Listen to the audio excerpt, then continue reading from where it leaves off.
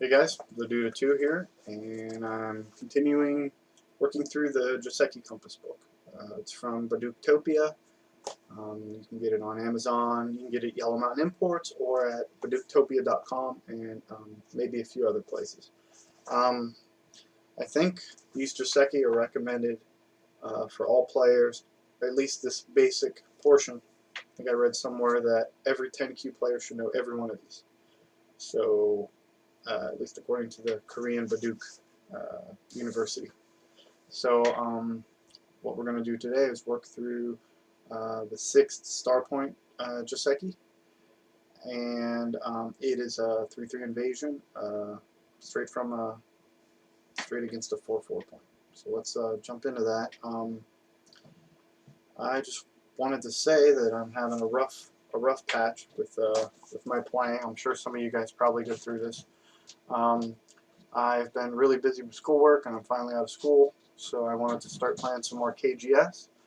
And I jumped on KGS, and I went from a 7Q to an 8Q for no reason at all. I guess just not being active. They penalize you for that. That's not cool, you know, because I'm really busy. And then I just kind of screwed around a little and played a guy, and I lost one game, and I went from an 8Q down to an 11Q. And I'm like, what the heck? You know, do you got to be so brutal? I mean, I don't want to play seriously all the time. So maybe I need to take some of you guys' examples and have like a serious account and then a screw around account. Or maybe I should jump to like IGS or TiGem or something like that. Something that's a little less brutal for the players who can't play all the time. And then there's always Dragon Go server, which I think I'm going to start going up again. But I just wanted to share that, you know, I'm having a bit of difficulty too. It shows my rank going straight up, and then I stopped playing, and it shot down. And I'm like, how's it going down if I'm not playing? So I don't know. Maybe some of you guys could explain the way that KGS does their rankings, and if you agree with it or disagree with it. You know, if you have any insight into why I feel like it's picking on me, I don't know. But it's not a big deal. I'm not obsessing with rank. I know my goal by the end of the year was to try to be around 5Q. May or may not happen. I'm not going to go nuts about it because I got a lot of stuff going on, and I can't focus as much time on it as I want. So I'll go slowly, as long as I'm progressing every year. You know, what's the big deal, right? I don't want it to be a race, but I do want that higher rank. Anyway, I really feel like this book's making me a lot stronger. Last game I played, I lost, but it wasn't a serious game. It was kind of fun. But I noticed my openings and my corners were all solid and sweet. And I feel much more confident playing the 4-4, which is pretty crazy because if you guys remember, I hate the 4-4. But I feel much more confident playing it, and I'm slamming out some big corners with the attachment Josekis that the first couple that we learned. So I know I talked a bit much. I just wanted to share my experience. I know a lot of you newbies watch my channel and are struggling with ranking and stuff, but my advice is just take it in stride and just keep on learning. You can only get better, you know.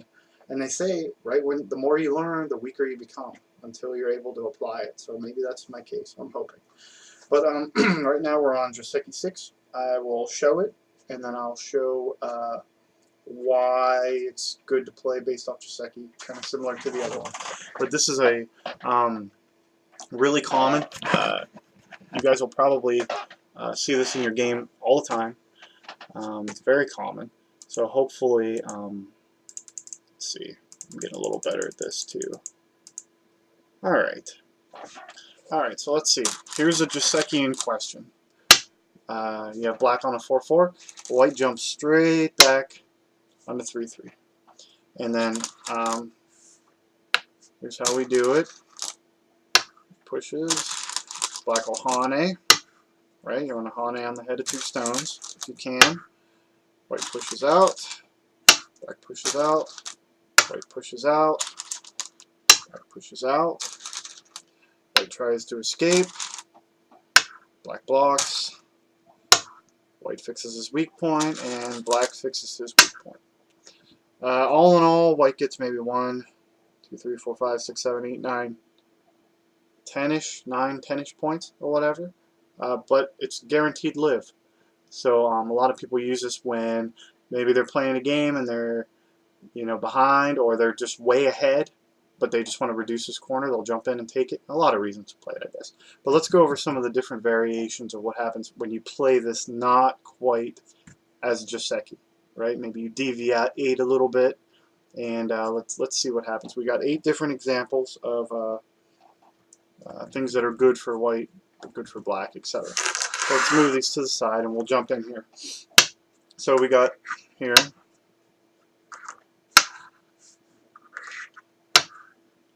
Okay, so right away, instead of here, what happens if white just decides to play here, right? He wants to kind of run out a little bit. Well, basically what you're doing is giving black a free peep. Black's going to take it. And now white's going to block like this. Black will play this way. And then white says, oh crap, I better save my stone, right? And then black will come over here and just demolish white's position, right? Black's going to get a whole lot of stuff. And something else to keep in mind, black could play here and possibly ladder the stone. So it's something else to think about, right? So white definitely doesn't want to do that. So let's see, let's give another example of white screwing up pretty bad here. So standard. So when black plays here, white's going to cut. So let's make this interesting and cut, and let's do some fighting. Yeah, let's do that. Okay, well black is simply going to play here. Now we have these 2 stones that are in a world of hurt. So white's going to try to make some eye space here, right? Black's simply going to fix his spot. Now white's going to play down here to try to get the stone in trouble, right? Black's just going to play down here. No big deal. Well, white doesn't want him to run out because it's going to kill everything, so white's going to try to trap him. And black's simply going to play here.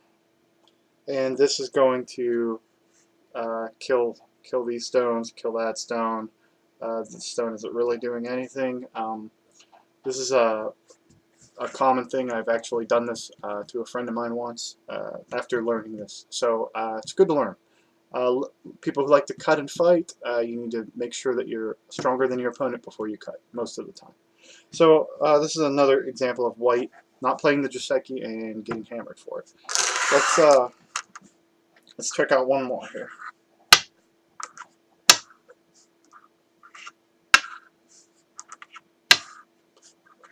All right, here's a standard.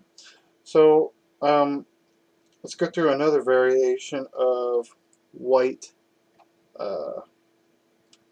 cutting. Right here. So instead of, well, this is still the same, right? And then white's gonna want to do this, and then black's gonna want to play here, which is the same as before, is what we've seen, right? But now white, instead of pushing him down, white's gonna push him this way. So what happens? Can we do this? Can we get away with this? Well, let's see. Here.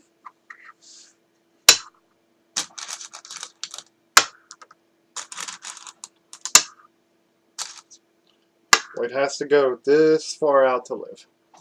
And black is just going to keep on pushing. So now white will live, but what does black got? A massive wall. So this is definitely, white's going to live very small with 2 or 3 points, and black has a huge wall. If you know how to use walls, this is beastly. So again, not very good for white at all. Let's go through one more white mess up here. This, the book calls a coward's move. So let's figure out what a coward's move is. That would be this way. Playing back. How bad is that? Well, black's going to get this here, right? White's going to want to try to slip out somehow.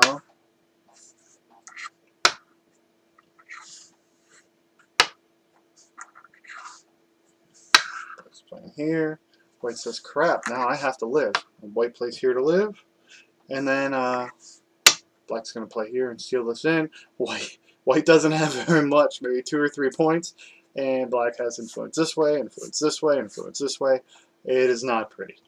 So those are, you know, another example of not following the Joseki, and you can see what kind of damage happens if you don't play it just right, or how to punish somebody who doesn't play it quite right. Let's try another bad white move.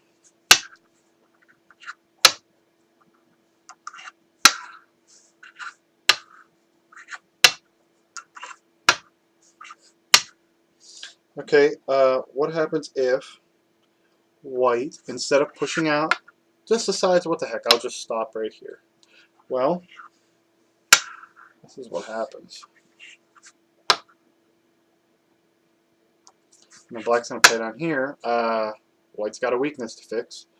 So once white fixes his weakness, then black pulls it out. So basically it's the same, except white is cut off, and he's not undercutting black. There's no chance of white jumping out over here. So he just made his corner smaller by trying to be smooth and move a little too fast. Alright, so let's check out one where it's a black mistake this time.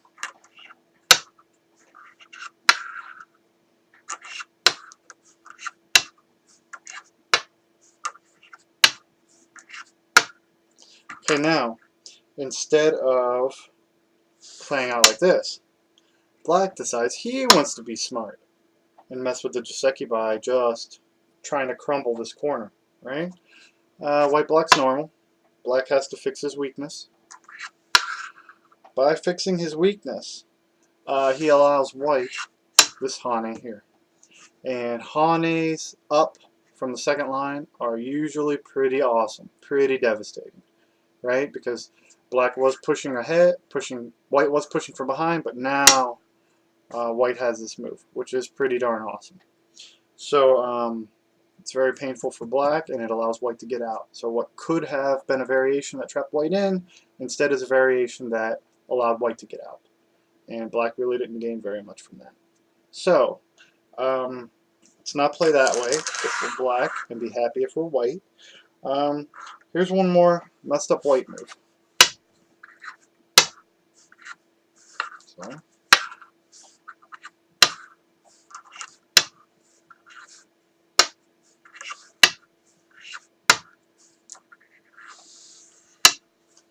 okay, normally white would play here, but let's just say white plays here, right? Just decide to go that one extra to be extra safe. Well, black's just going to play here. Now white decides to do it. Fix your weakness, and black will play here. What's the difference? Well, white got another point, but black's wall is just getting huge. I mean, you do not want to push on the second line. A lot of times you don't want to push too far on the third line, right? The influence is just too darn good for white, or for black. Definitely not good. So remember I told you Haning from the second to third line is usually pretty awesome? Well, let's our last example is one of that. So let's see what happens when black messes up. Oh, we'll see.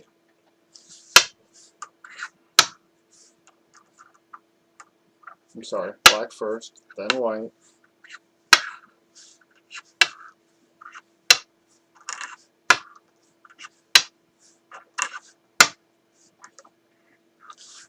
So instead of just playing straight out, as a lot of you guys are probably wondering, why not Hane? Well, you normally don't want to Hane from the third to second line. Alright? So let's figure out what happens. Okay, so white's going to place about. Black's going to play here. Now instead of fixing this weakness, which would be a mistake for white in this instance, okay, white's going straight for the cut. Boom. Now if you look, there's all kinds of potential cut weaknesses here. So let's see, what would be a good way to handle this. Okay, well, definitely black doesn't want white to play here, right? Because he's out. So black's going to play over. White's going to play over one more time. Just building up strength on the outside, right? Now black says, all right, well, I could do that too. I could pawn A up. And now these black stones are in a bit of trouble, right? Well, let's see. Now white's going to cut here. Ooh. No harm, no foul, right? What, black could just run out. All right, now this white stone's in trouble, so it's going to fix itself. And now, what's black going to do? I mean, black... Okay, well, now's the time maybe to attack this weak stone, right? There's different variations, but this is probably a common one. And then after that, white gets move number 20 right here, and this is going to kill this black stone, keep all these white stones except for this one connected, leave a weak group here, a weak group here, and white's going to get all this. All because of this Hane up from the black stones. Pretty awesome. Always do that Hane if you get a chance. A lot of magic stuff could happen. So with that being said, this will conclude Star Joseki 6. I'll give you a sneak peek of Star Joseki 7. And then we'll talk for a second, call it. Now this is a Joseki that really confuses me. I'm assuming it is very, very special purpose because it seems to give huge amounts of points to black, a huge corner to black.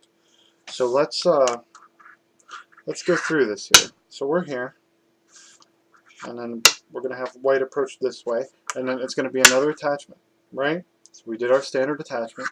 This move always seems to be the case, right? We got the... So now we're going to have black come down here. Whoa, that's different, right? Instead of coming up here like most of them, we're going to have black come down here. According to Kogo's Joseki dictionary, Lee Chang-ho, famous Korean player, really likes this move. Okay, so white's going to say, alright, well, I'll put you in Atari. And black is going to fill in. Okay. Now, I've seen white play this. This seems to be more modern. But in this instance, white's going to protect here. And then black's going to play here. Counter Ataris. Black's going to take. And then white's going to Atari again. And then black is going to just do a simple straight up jump. Now if you look at this, it doesn't look very good for white at all, right? Black's got fourth line territory. Fourth line territory. Actually, I mean, he's on the fourth line almost the whole thing. It's definitely not very pretty for white, at least it seems. But if white already has some territory here, maybe, right? Something like that. That might be a pretty darn awesome trade-off. So next time we're going to explore this odd Joseki, and maybe you choose to let black play this way and take a huge corner, and maybe just to solidify a big area of yours, right? Maybe. I don't know. We're going to try to figure it out. This is our first odd Joseki that doesn't really seem to make a whole lot of sense. So maybe we'll learn about it together. Thanks, guys. I hope you're... Let's back out so you're not staring at a chrome dome. But hopefully you're enjoying these. I feel like I'm learning a lot, and so I'm just going to keep going. I'm going to go through all 20 of these, and then we'll see what's going on from there. Hopefully you're playing along with me, because I think that would be a really good tool for even beginners. Just kind of play along and just kind of try to figure out what's going on and get a flow. And once you understand these and play them a couple times in a real game, they'll be there. You know, once you play them, they're there. The problem is you learn them and you don't play them. So until you play them, just keep practicing. Do them over and over and over again. But when you play them once or twice in a game, then it seems like you are able to remember them a lot better. So that's that. We're going to check out Joseki 7 next time. This is Star Joseki 6. If you have any questions, comments, if you have any insight into the KGS issue I was having where you just kind of get screwed if you can't play all the time. Please let me know what's up with that. Thanks, guys. Keep tuning in and keep with your feedbacks and comments. Have a good day.